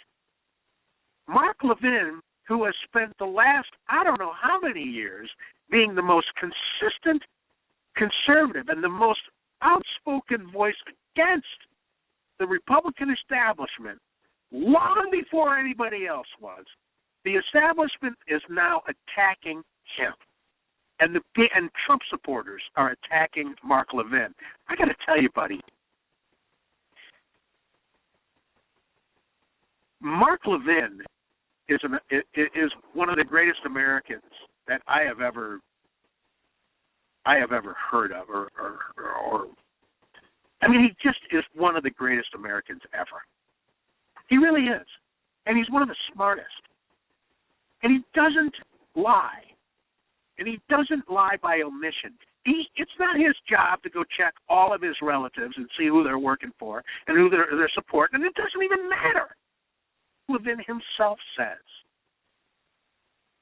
And he has said that he likes Trump, and he has said that he likes Cruz, and when he sees things that he doesn't like about Cruz and Trump, he says that too. He's very consistent and principled, and they are attacking Mark Levin. You know what that is, Scotty? That is the beginning of a third party. This week we are also seeing a trial balloon floated by former mayor of New York City, Michael Bloomberg, of running third party on the other side, which would be essentially a Democrat third party. Now that would be awesome. If Michael Bloomberg starts a thing, he's got the money to do it. He's the Ross Perot type, but he's obviously a far left liberal. He's got the money to do it. You know, now that he's made his millions, his hundreds of millions and billions of dollars in the capitalist society, now he wants us to be socialists. He's one of those guys. If he runs third party, it is time for the for the conservatives to run a third party. It's time. It's time for the third party liberals and the third party conservatives to duke it out. I'm telling you, the right combination of people. You would see conservatives gravitate toward, and I know you're going to argue with me, Scotty. I know you're going to say, well, that'd be bad for the Republican Party, and my answer is good. My answer is good. Let it be bad for the Republican Party, because I want to destroy the Republican Party. Yeah, that's right. I want them gone, out of here. So does Ted Cruz. So does Donald Trump. So does Sarah Palin. So does Mark Levin. Out of here. Let me ask you something, Scotty. I've asked you this before, and you evaded the question. So I'm going to ask you again. Oh, first I got to ask you the big question. Have I quoted Scripture today? I should have a theme music for that. Da-da-da. Did Rodney quote Scripture today? Did I lose you? Preacher Scotty, are you there? Yeah, I was there. I was talking on mute. At this point, okay. I can't think of anything that comes to mind where you actually quoted Scripture today, although, as always, we're really talking about a lot of basic principles that come in here. Second question. What would have to happen? I know you don't know. A path to a win, and not a path to giving the socialists more steam. A path to a win. So, I would love to see a third-party system in our country. But man, you got to be able to win with it. It doesn't do any good to have a solid conservative third party if they can't win. Is there a path to win? Yeah, but you're not going to win the first time out, buddy. I think you mentioned one path that would be there, and that's to actually have four parties duke it out. I really think right now it would be a dream to have Michael Bloomberg jump in there and absolutely just stir up what's going on in the Democratic Party. Unfortunately, all the Republicans would say, okay, now is not the time to have a third party because we're going to win easily now. Because they're all going to split the vote. Yeah, but I think that would give a conservative party an opportunity to really take off. And, if it could take off, what I'm worried about is not right now, Rodney. I'm worried 30 years from now. And is that road going to take us where I want to be 30 years from now? Or does it take us faster where Barack Obama wants us to be 30 years from now? That's where Scotty, I worry. I can make a case where this country is better off with Hillary Clinton as president than a Republican president. I can make you a strong case. So why not have a third party? Let her win. So what? She wins. I think it would make the Republicans in Congress act responsibly, like they did in the 90s. Time of the day. I'm going to let you. No, I don't believe it. We got so fast. I know. I'm going to let you. We only got 3 more minutes, so I want you to tell everybody what's coming up on Blog Talk, on Truth. What's the name of our? Intending for Truth Radio. We got a lot of great. And I will see you guys next week. All right, I'll tell you what's coming up Tuesday, Rodney. You're going to love this. We have got J.D. Winteregg coming on Tuesday. Going to talk to him about his race up there. I'm going to tell you, Rodney, you and I both, as we've watched this race over the last year, have gone from, man, he can do this, to, oh, boy, now we're in a mess, when John Boehner backed out. And J.D. Winteregg is responsible for John Boehner's retirement. But when you remove John Boehner from the equation in the campaign, poor JD's money dried up. You had no more bad guy in it. But then all of these other people jumped into the race. And I think at one point there was up to 20. I think we're down to like 14 or 15 right now in that actual race. Thing is J.D. Winteregg's been working on this for years now and has a solid base. Has a pretty decent, solid little group of supporters financially, but is really got a really good path to win. And I can't wait to talk to him. Of course, we had Charlie Miller, his field director, on last week on American Sovereignty Radio.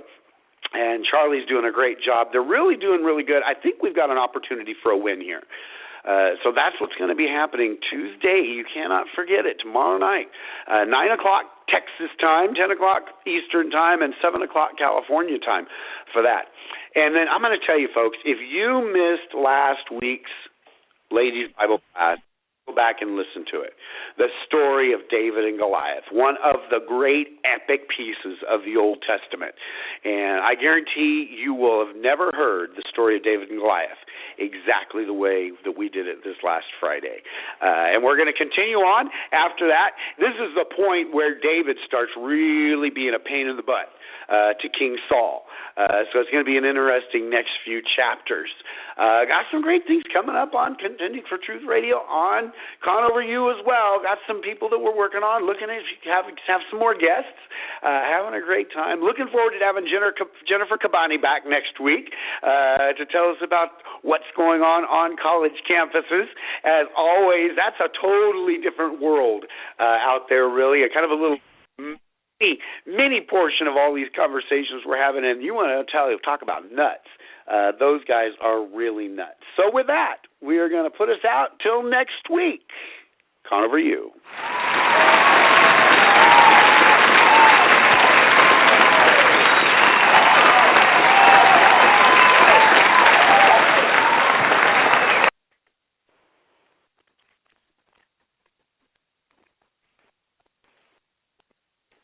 Here's a tale of two students, both working adults. He commutes to college before and after work, carrying all the baggage that goes with it. She goes to Independence University, and Independence University goes with her. It's online, so all she needs is a connection, and anywhere becomes her campus. He's getting a degree, but he's also getting majorly stressed out. She chose Independence University online for a better life offline. Visit independence.edu or call 800-370-1077 today.